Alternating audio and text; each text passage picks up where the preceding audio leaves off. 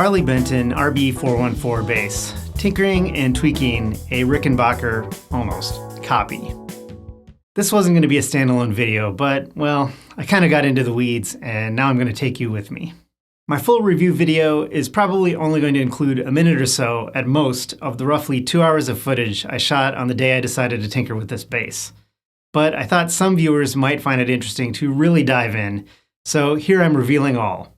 The good, the bad, and the ugly about both the Harley Benton RB-414 and myself. Since this is going to be a rambling journey, I just want to state upfront what the point of this video is. There's no owner's manual for this bass, no online documentation that I could find. There are some videos out there of people modding it, but they're approaching it from more of an expert perspective. They don't show you how the sausage gets made.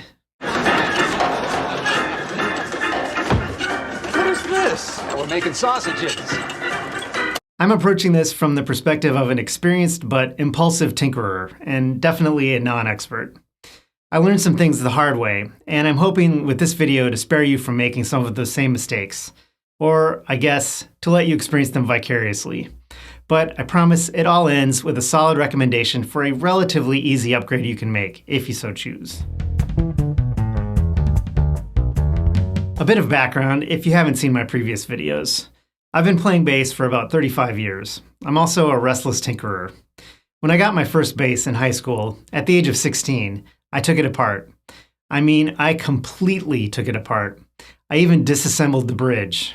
I wanted to know how it all worked, and I wanted to see if I could put it back together again. In 1991, there were no internet tutorials to guide me. I made some mistakes, and that bass was never quite right again. I've learned a lot since then, of course, but I'm still no luthier. I do know how to do a proper setup, even if I still have to Google which way to turn the truss rod. By now, I've replaced a lot of pickups. 3 of my current basses are ones I assembled from parts. But I also still experiment a lot, and I still make mistakes. So with that preamble out of the way, here's what I did to this bass, going in without much of a plan. I wasn't planning anything radical, beyond removing that ridiculous pickup cover. I mostly just wanted to change the strings, oil the fretboard, and have a look at the cavities for my upcoming review video. But I knew that under that ridiculous pickup cover was a completely exposed pickup, with a simple ribbon protecting the coil, and even a bit of exposed wire on one end. Aesthetically, that was going to bug the hell out of me. Yes, of course this is foreshadowing, and I'm not even trying to be subtle about it. After getting out my little tubs for holding screws and other parts, I set about removing the pickup cover. I assumed it was just screwed on, although I did find it odd that the screws had those white felt cushions. If I had been looking at it from the angle you're seeing here, I would understand why it seemed like turning the screws didn't do anything. They connect to a floating plastic plate that the pickup is attached to. There are springs around the screws between the outer chrome cover and the plastic plate, so the screws serve a dual purpose. In addition to securing the plate, they also adjust the pickup height. Eventually, I unscrewed it enough that a spring, sprung, and the cover came loose. Of course, then the pickup and the plate it was on were just sitting there in the cavity, completely detached from the instrument, but that was something I'd deal with later. I'm not sure how this bridge pickup design compares to a real Rickenbacker. I'm assuming it's similar. I'm not sure why Harley Benton would choose such a weird setup otherwise.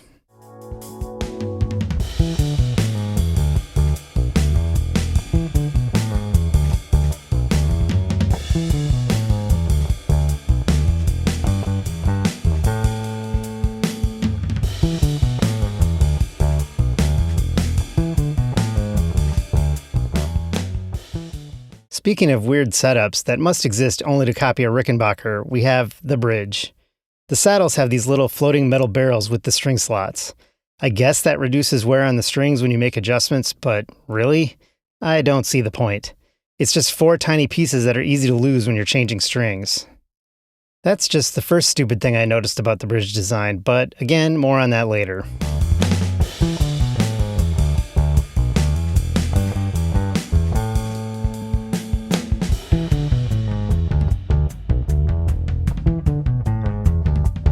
Next, I removed the pickguard so I could inspect the cavities. But of course, I had to peel off the protective film first. I can't stand leaving protective film on anything.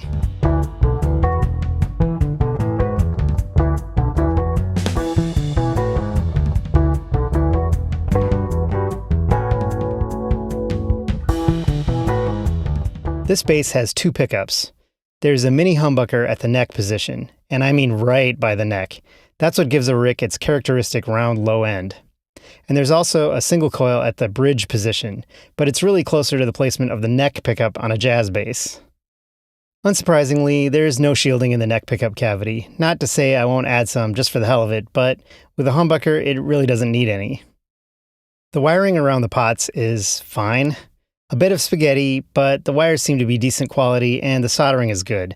I guarantee if I had done this, it would look much worse.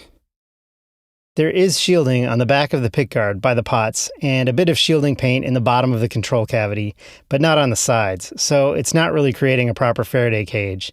That may be contributing to some of the noise, but maybe not. The groove connecting the two cavities was obviously routed out by hand and is a bit wonky, but no matter, it's completely covered by the pickguard. Overall, the cavities are about what I expected. Not amazing, but not terrible. After tucking all of the wires back into the cavity, I just used 2 screws to hold the pickguard in place because I knew I'd be removing it again. But first I moved on to the cavity for the bridge pickup. Here we can see the exposed pickup. It's attached to a small piece of black plastic, the size of the pickup, then a second piece of black plastic cut to the shape of the cavity, and finally a thicker piece of acrylic cut the same. I believe that's to provide extra rigidity because the black plastic would bend under pressure from the height adjustment screws I mentioned earlier. Anyway, we see here that there's no shielding at all in this cavity. Again, that might be contributing to the buzz, maybe not. Now a bit more foreshadowing. Acrylic is very rigid. Although it's strong, that rigidity also makes it kind of brittle. I knew that, but I wasn't really thinking about it as much as I probably should have. You'll see what I'm talking about momentarily. I decided to just try reattaching the pickup assembly. Of course, I was being a bit daft about where the springs belonged, not considering the fact that this whole assembly is inverted from what I'm used to on Fender-style basses. So I struggled for a bit to get the screws in place under the assembly, only to realize when I was done that, of course, the springs are supposed to be between the chrome top plate and the inner plastic plate.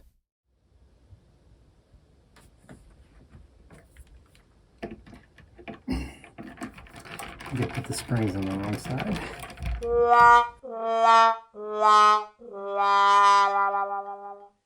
Once I had that sorted, I decided to go ahead and line the cavities with copper foil before doing anything else. There's something very satisfying, almost meditative for me, about lining the cavities with copper foil. Even if it ultimately makes little to no difference to the sound, it gives me a sense of having put a bit of extra care into my work. That can be helpful to offset the regret I feel for the less careful things I inevitably do. Having dealt with the cavities, I moved on to another satisfying meditative task, oiling a dry fretboard. This is my first encounter with an amaranth fretboard, and while it looked pretty dry, I found it didn't soak up the oil nearly as quickly as I'm used to with rosewood, pau ferro, and other similar fretboard woods. I decided to let it sit for 5 minutes before coming back to wipe away the excess. 5 minutes later.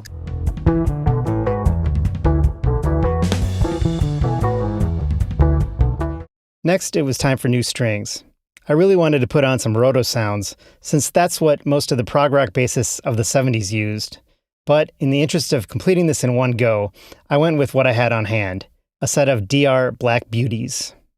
Unfortunately, again, I'm used to Fender-style basses with all of the tuners in line instead of 2 and 2.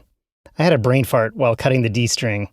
I lined it up to the peg of the tuner for the G string and ended up cutting it several inches too short. Gah! Well, I guess I'll get those roto sounds after all.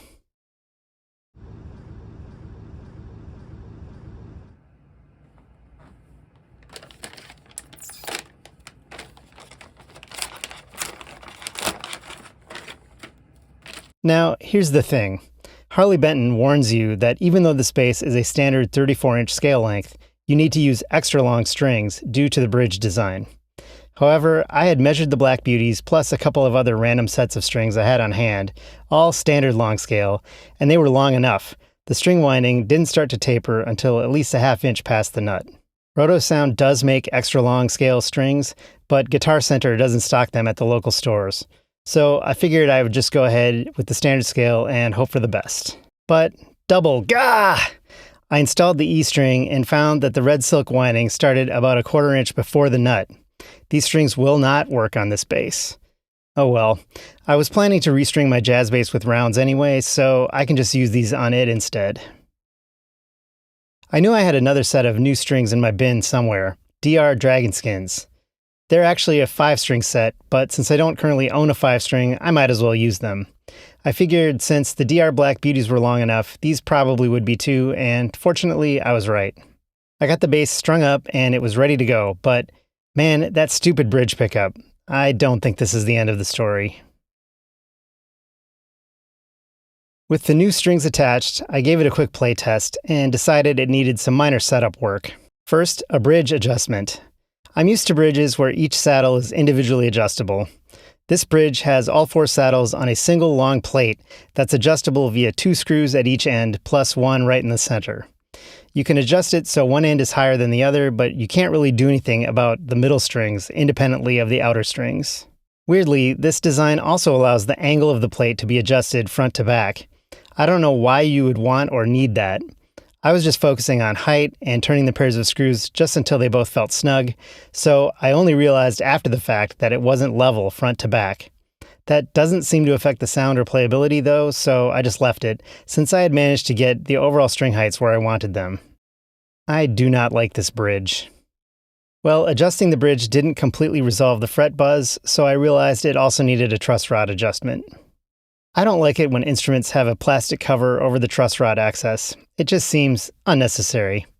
I would have just left this cover off after I removed it, but they didn't paint under it very well. After adjusting the truss rod, the bridge needed to be lowered again. A few more tweaks and it was good to go. The bridge is stupid, but I was still able to get a reasonably good setup. I did a quick intonation check and decided not to bother with any further adjustments, so I can't say how easy or difficult it is to set the intonation. The individual saddles do have set screws to hold them in place. I imagine I would find adjusting the intonation as annoying as everything else with this bridge, especially with those floating barrels, so the less I mess with it, the better. Now, here's something interesting. I don't really want a metal pickup cover over the strings, but as it happens, I had another one on hand. It's from the Sire V5 I bought and returned a while back. The Sire didn't ship with the cover attached, it was just included in the gig bag. I had immediately thrown it in a drawer and forgotten about it, so I also forgot to include it when I returned the bass to Sweetwater. Oops. I compared the two plates and found that their screw holes are exactly the same distance apart, meaning I could use the Sire cover on the Harley Benton. Aside from being wider, thinner, and rounder, it's also only about half as tall as the Harley Benton cover, so I decided to try installing it to see if I might like it better. I did not. I played the bass a bit more, and the more I played it, the more I came to hate that bridge pickup. It wasn't just the nondescript sound or the annoying amount of buzz. It was mostly the fact that it doesn't have a plastic cover.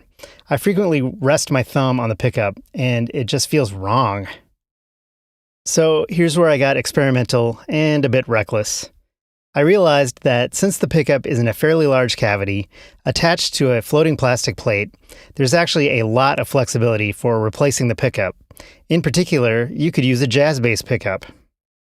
I really want this to be noiseless, and the only jazz bass pickups I had on hand were a couple of stock bridge pickups, one from a Fender Player Mustang and one from a Squier Affinity Precision. Both of those instruments have a PJ configuration, and I had swapped in noiseless DiMarzio bridge pickups. I decided to go with the Fender Mustang pickup. The RB-414's pickups are in much different positions than on a jazz bass. Its bridge pickup is really closer to the position of the jazz bass neck pickup. The pickups on a jazz bass are not the same size, since the strings spread out as you get closer to the bridge. I measured, after the fact, of course, and confirmed that the overall string spread on the RB-414 at the position of its bridge pickup is 2 1/8 inches, exactly the same as on a jazz bass at the neck pickup. So, fellow tinkerers, take note.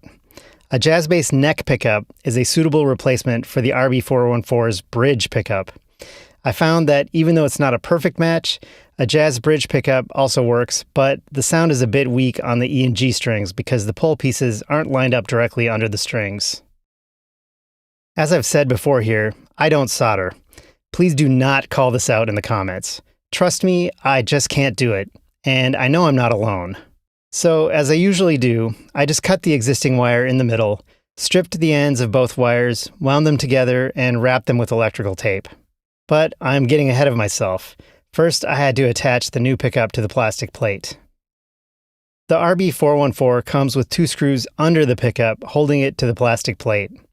I discovered that the stock Fender pickups actually have square holes in the bottom at exactly the same positions. I tried screwing the pickup into the plate from the bottom, and it was adequate to hold the pickup in place, but not securely.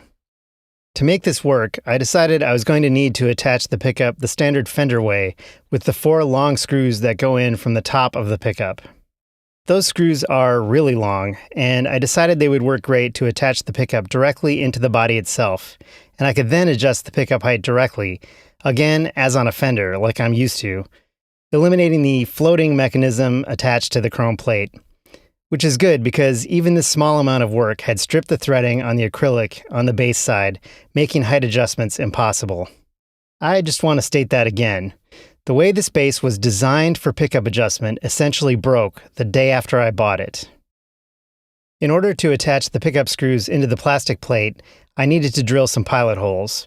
I took the plate to the basement for this, so it's all off camera. Now, remember how I said acrylic is both very rigid and also brittle? I'm used to drilling pilot holes in wood. With wood, you want to drill pilot holes narrower than the width of the screw you're going to be using. Wood compresses, and even hardwoods are not nearly as hard as acrylic.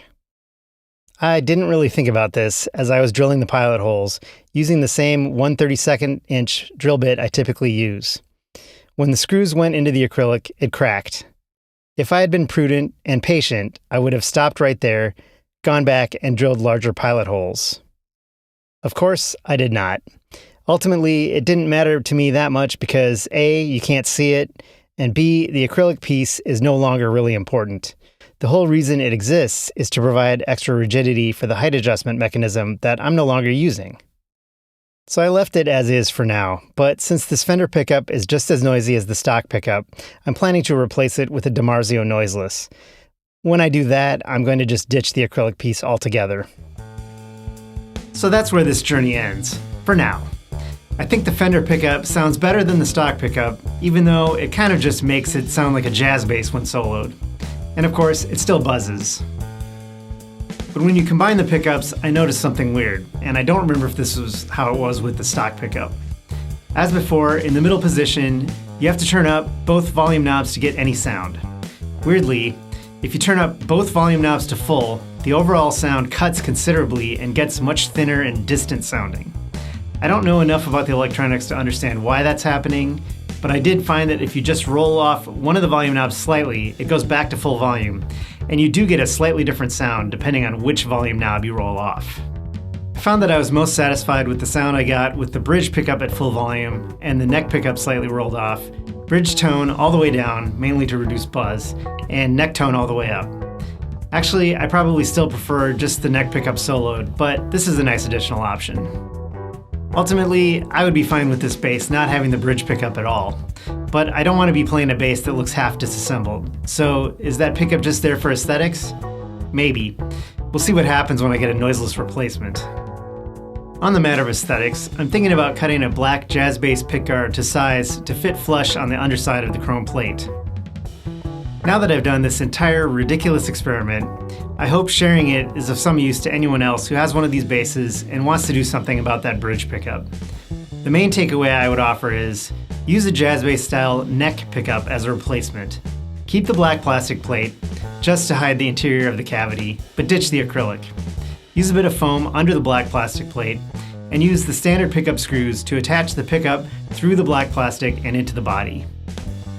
Okay, maybe you want to hear how this bass sounds now that I've done all this to it.